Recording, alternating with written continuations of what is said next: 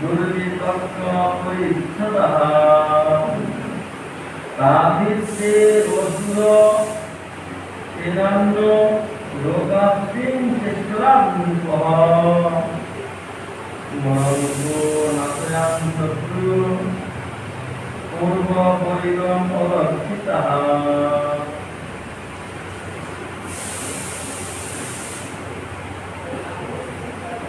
ময়দান দুর্লক্ষ সঞ্চার অতর্ক উপকরণ স্বর্ণ রূপ লৌহ নির্মিত পবিত্রয় পশুকে প্রদান করিলেন।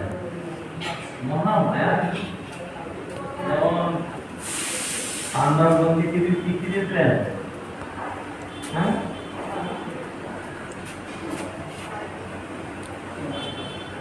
ইন্দ্রপ্রস্থ বিশাল ভবন তৈরি করে দিলেন।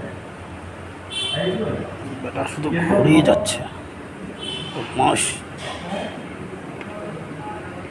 মনে দেখে জল আছে, জল নাই, সমান।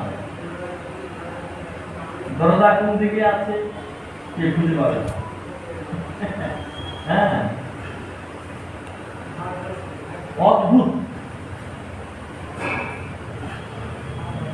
ইন্দ্রপ্রস্থ রাম মহসিন করে দিয়েছিলেন। হ্যাঁ,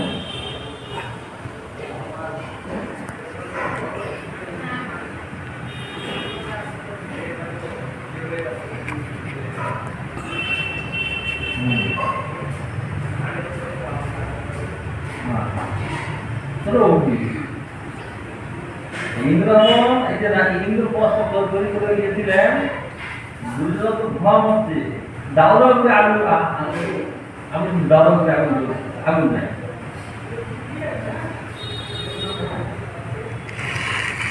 দেখ মনে দেখে দরজা ভিজে আছে, আমার মাথায় মাথায় লেগে যাচ্ছে। হ্যাঁ, দরজা কোনতে দেখে আসছে না। এই যে অদ্ভুত শিল্পী ময়দান, তিনি এই ময়দান দুর্লক্ষ সংখ্যা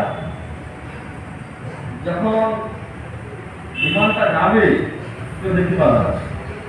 দুর্লক্ষ বিমান যাবে, এবার বিমান করবে, বিমানটা যাবে কেউ দেখতে পাবে না। দুর্লক্ষ সংখ্যা অতর্ক তর্কাতীত কিভাবে তৈরি হয়েছে, কেমন তৈরি হয়েছে কেউ জানতে পারবে না। তর্কাতীত উপকরণ দ্বারা তিনটি পুরী তৈরি করলেন। একটা স্বর্ণময়, একটা রৌপ্যময়, একটা লৌহময়, তিনটি পুরী। অদ্ভুত পুরী, সে আকাশে উড়ে বেড়াবে পুরীগুলি। তার মধ্যে থাকার ঘর, হ্যাঁ, স্নানের ঘর, সেই পুরীগুলি যা দরকার গৃহের মধ্যে সব থাকবে। পূর্ণিমার আসেনিটার জন্য সেই পূর্ণিমা এবং দুর্লক্ষ ভেদ্য, সেখানে কোনো বাণ, কোনো অস্ত্র করতে পারবে না। এই তো তিনটি পরিস্থিতি বললেন, যোগ বলে মায়া শক্তির দ্বারা এই তিনটি পরি সৃষ্টি করলেন।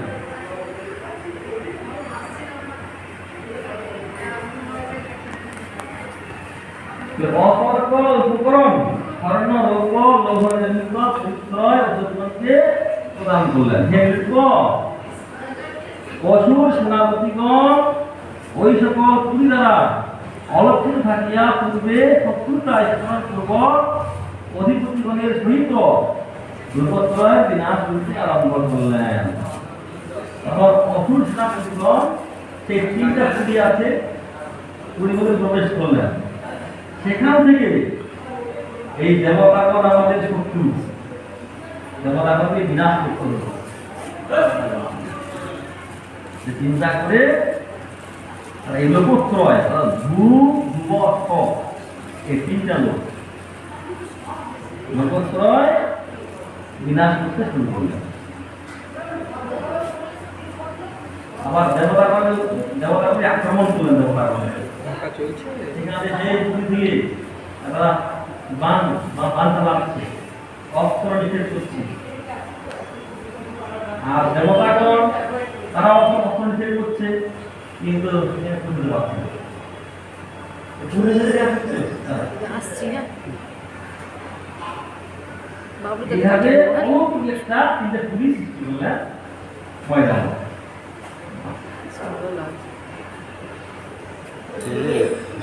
তততে শেষরাম লোকাম উপাসাদ্দেশ্বরন্নতঃ